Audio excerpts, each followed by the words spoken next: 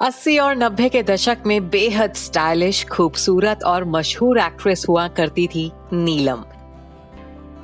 नीलम ने साल 1984 में फिल्म जवानी से बॉलीवुड में डेब्यू किया था। इसके बाद उन्होंने हत्या, खुदगर्ज, लव 86, दो कैदी, अफसाना प्यार का, इल्जाम, सिंदूर और एक लड़का एक लड़की समेत उन्होंने बॉलीवुड की करीब 45 फिल्मों में काम किया। नीलम का जन्म 9 नवंबर 1969 को हांगकांग में हुआ था। वो एक बिजनेस फैमिली से थी और बाद के दिनों में वो बैंकॉक में रहने लगी थी। एक बार वो अपनी दादी से मिलने मुंबई आई थी। उनके पड़ोस में फिल्म मेकर रमेश बहल रहते थे। नीलम में उन्हें बहुत आकर्षण दिखा था और फिर उन्होंने नीलम को अपनी फिल्म जवानी का ऑफर दे दिया था। इसके बाद नीलम को दूसरी फिल्म गोविंदा के साथ इल्जाम मिली। ये फिल्म हिट रही। नीलम की जोड़ी गोविंदा के साथ खूब पसंद की गई। उन दिनों नीलम और गोविंदा के अफेयर की भी खबरें आईं। गोविंदा शादीशुदा थे। नीलम से अफेयर की खबरों की वजह से उनके परिवार में बवाल हो गया था। गोविंदा की मां नीलम से उनके रिश्ते पर बहुत नाराज हुई थी। सुनीता चाहती थी कि गोविंदा नीलम के साथ फिल्मों में काम ना करें, लेकिन गोविंदा हर फिल्म में नीलम के साथ ही काम कर रहे थे।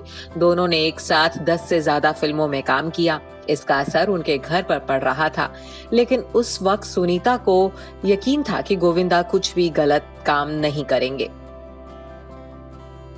तब गोविंदा की वाइफ सुनीता ने फिल्म फेयर मैगजीन को दिए इंटरव्यू में कहा था कि जब नीलम से उनके अफेयर की खबरें आ रही थीं, तब मैं निश्चिंत थी।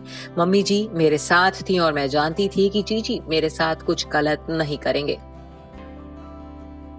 परिवार और मां की खातिर गोविंदा ने नीलम का साथ छोड़ दिया। इसका असर नीलम के करियर पर भी पड़ा। गोविंदा के बाद नीलम का नाम बॉबी देओल के साथ जुड़ा। कहते हैं बॉबी का दिल नीलम पर तब आया जब वे अपने बड़े भाई सनी देओल की फिल्मों की शूटिंग देखने सेट पर जाया करते थे। सनी देओल और नीलम की जोड़ी 90 के दशक में शंकरा और विष्णु देवा जैसी कई हिट फिल्मों में जमी। इस दौरान बॉबी भी फिल्मों में अपने पैर जमाने की कोशिश कर रहे थे। वो अक्सर सनी देओल के शूटिंग सेट पर जाया करते थे। वहीं उनकी मुलाकात नीलम से हुई और दोनों के बीच दोस्ती हुई। दोनों की दोस्ती कब प्यार में बदल गई ये किसी को पता भी नहीं चला, लेकिन 5 साल बाद ये कपल आपसी सहमति से अलग हो गया था।